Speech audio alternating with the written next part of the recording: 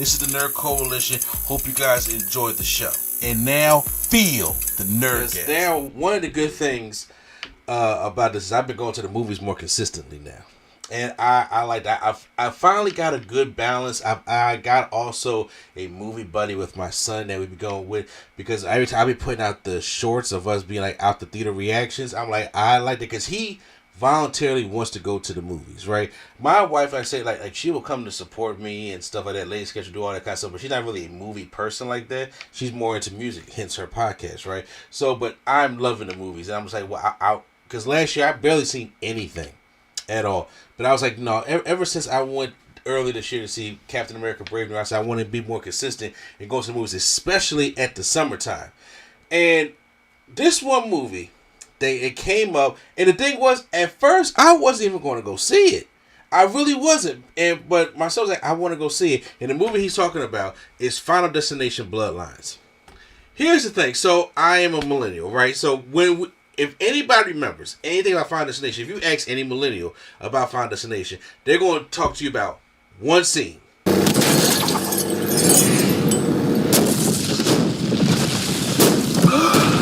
You guessed it, for Final Destination 2, that lumber truck, that log truck, whatever you want to call it, that scene has defined us. Pop culture. Like, even when I get in the car now and I be drinking a lot of water bottles, or I get in other people's cars, they got like a lot of water bottles around, I be panicking, be like, listen, don't let that water bottle get underneath that pedal so you can't stop the car. No, don't even do that. Yeah, that thing freaked me out, right? I've seen Final Destination 1, 2, 3, and 4. I didn't see the fifth one.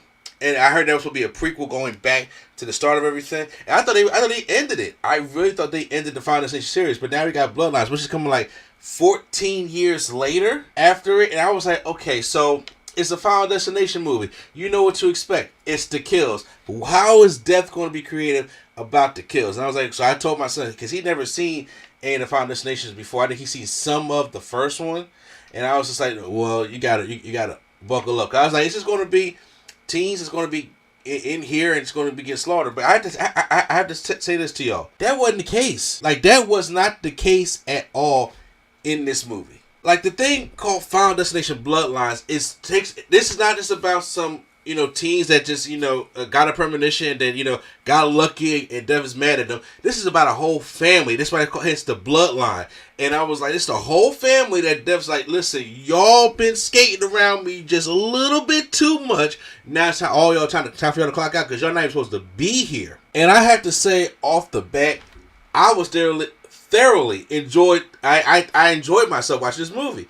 I was like, wait a minute, I'm like really enjoying this because number one, I was just looking forward to the death because it's a Final Destination movie, but I was actually into the characters because sometimes you always have those certain kind of characters that fit each kind of mold in a Final Destination movie, and I'm just like, well, but this one is different. And first of all, I have to say this right now, off the bat, the opening, everybody knows a Final Destination movie has an opening to set up where you see a lot of deaths happen, whether it's the first one is the airplane, whether it's the second one is the logs, whether it's the third one is the roller coaster. So you have all these things that's going, somebody has a premonition, like, hey, we avoid this thing, and then deaths start coming for people that should have died that day. Well, this one, we go back to the 1950s in the Skyview restaurant. This has to be, I'm calling it right now, and I've seen this on opening day, okay? I have days that I sat on this and thought about it. In my personal opinion, this is one of the best openings of Final Destination since the log ride. The log ride, my God, stupid. I mean, since the log truck, in my personal opinion. Now, once again, I have friends that like the roller coaster open. I was like, that was alright. The airplane open, I'm like, that already messed up my anxiety. I really don't remember what the fourth one was, and I didn't see the fifth one. So, this one, right here, from what my knowledge is, was the best opening. First of all, it was visually beautiful. I mean, yes, you can tell some of the CGI parts of it, but I like the 1950s aesthetic of it, and I enjoy everything about it. Because usually, those scenes are about 5-10 minutes long. This is about 20. It's a good chunk of the movie. It's like open about 20 minutes long, somewhere around there. And it was doing a good job building the tension up to it. And then when it really came, it came brutal. And then you see the premonition, it's like, okay, but then after it happened, it don't just jump to where this lady is at now, because the woman that's part of this premonition, she's grown now. This ain't a spoiler, it's in the trailer. She's grown. and she has a family. But now Death has made his way back, and he's like, we gotta take you and your family out because y'all not supposed to be here. And then we go right into the granddaughter, who is having these premonitions also, and then she's the one that has to go back and try to figure out what's going on, and can she convince the whole family to believe in her? Because once again, it ain't like the family's grown. They're in college, they're out of college, they got jobs, they're grown. It hasn't been affecting them for the past 30, 40 years. But I like that aspect of it because it gives you a little bit of understanding each character. Just a little, because they're going to die. The characters are going to die. It's Final Destination, for Christ's sake. But they're going to die, but it still gives you just a little bit to actually care about the character, to say the least. I will say that they did a good job of me caring a little bit. Like, I'm going to say this right now. There was a character named Bobby. Low-key, I was kind of hoping he made it. I know he wasn't, but I was low-key kind of hoping this thing would work. No spoilers. So, automatically, real quick, I won't go into the cast real quick of who I think, were the standouts in this. Burke Basinger, I believe that's her name. She's the one that played Iris Campbell in the earlier visions that they had. I felt as though she did a very standout job. I thought she was very good. And like I said, I was believing everything she was in there. And she really sold the anxiety part of being at that Skyview restaurant. She was good. Then we go to the main character with Caitlin Santa Julia? What? Caitlin Nigga! Santa Joanna, I believe. I know I'm botching his name up. I'm just sitting there like, what? But yeah, she is the one that plays the main protagonist. She's the one that has the vision of trying to convince all her family that what is going on. I thought she was doing a convincing job in the movie. I enjoyed what she was bringing to the table. She was the only one that had to go back to her grandmother and figure out what's going on. And she was the one that had all of the resources to help guide this family through. And she had this kind of strange ability where she can see what was going to happen before it even happened, type thing. So that was that was kind of cool. I mean, we've had this before, but we always had these kind of characters in Final Destination. But the standout to me, what was this guy? And it was Richard Hartman, who played Eric Campbell. He played her cousin, right?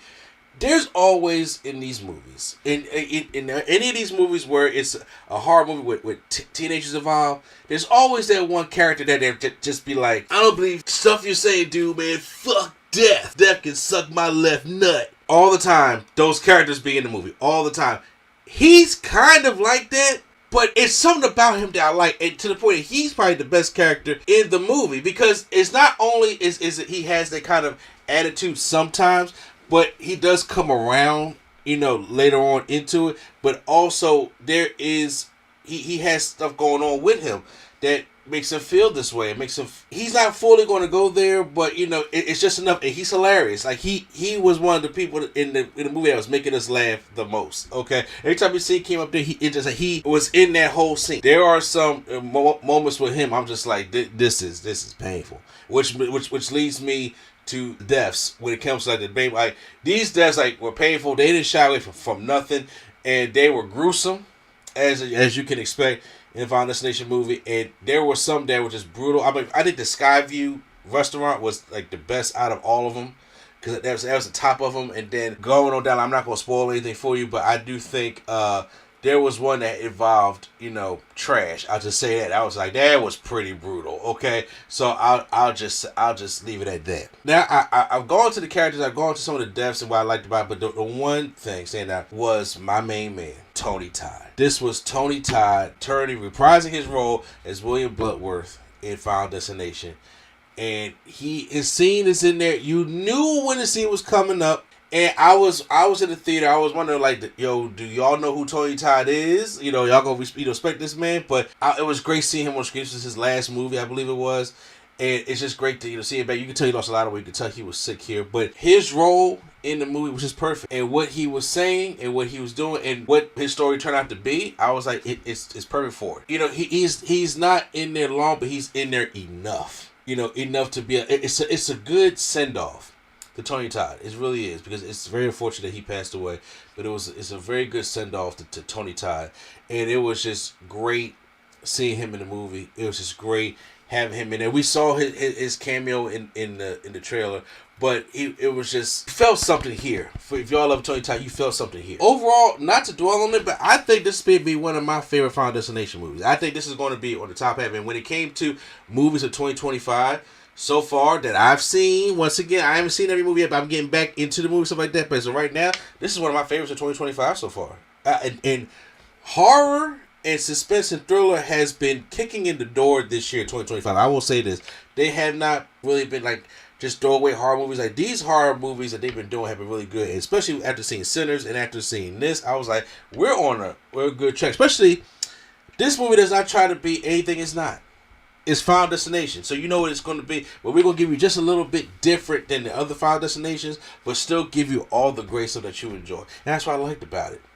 And this movie's currently has a 93% on Rotten Tomatoes. Like you don't see these kind of ratings for horror movies. Like I said, Sinners had a 98%. This has a 93% for horror movies or thriller movies or suspense movies or gore movies, however you want to call them. They winning. So that's great. When it comes to Final Destination Bloodlines, I give this a solid B+.